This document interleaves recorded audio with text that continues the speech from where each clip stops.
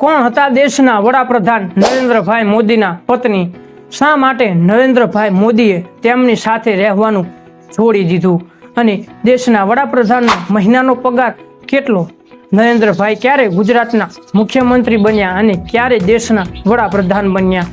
તેમને દેશના લોકો માટે કેટલી યોજનાઓ બનાવી અને કેટલા સારા કાર્યો કર્યા? આ સંપૂર્ણ વાત જાણો આ વિડીયોમાં.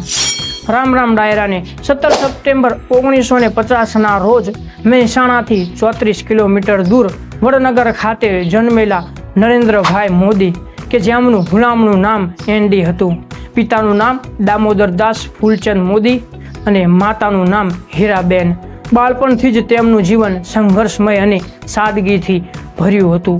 18 વર્ષની વયે તેમના લગ્ન જશોદાબેન સાથે થયા, પરંતુ લગ્નના થોડાક સમય બાદ નરેન્દ્રભાઈ મોદીએ જશોદાબેન સાથે રહેવાનું છોડી દીધું અને સંસારનો અગ્નિકરણ માટે તે 3 વર્ષ ભ્રમણ કર્યું. તેમજ ત્યારબાદ તે ધંધા અર્થે પોતાના કાકા સાથે જોડાયા અને ત્યારબાદ જશોદાબહેને પણ પોતાનું જીવન પોતાના ભાઈ ભાભી સાથે વિતાવ્યું.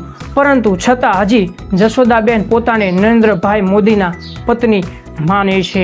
વાત કરીએ નરેન્દ્રભાઈ મોદીના રાજકારણની, તો કે 2001થી 2014 સુધી તે ગુજરાતના મુખ્યમંત્રી રહ્યા હતા.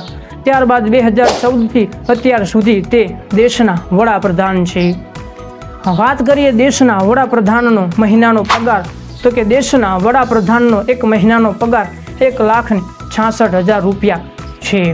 વાત કરીએ કે તેમને કેટલીક યોજનાઓ જે ભારતના લોકો માટે અમલમાં મૂકી, તો કે 2014થી 2019 સુધીમાં તેમને ભારતનો નાગરિક ઘર વિહોણો ન રહે તે માટે 1 કરોડથી વધારે ઘરોનું નિર્માણ કર્યું.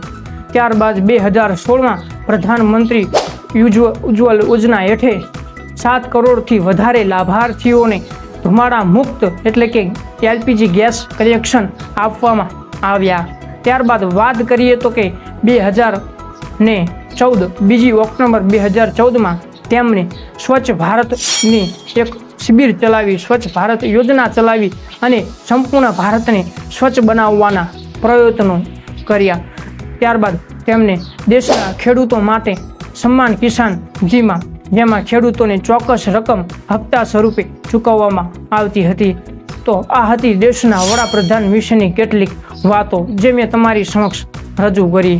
તો આજ સુધીના વડાપ્રધાનોમાંથી તમારા માટે કયા બેસ્ટ વડાપ્રધાન હતા કમેન્ટમાં જણાવી દેજો અને આવી જ માહિતી માટે સબસ્ક્રાઈબ કરી દેજો.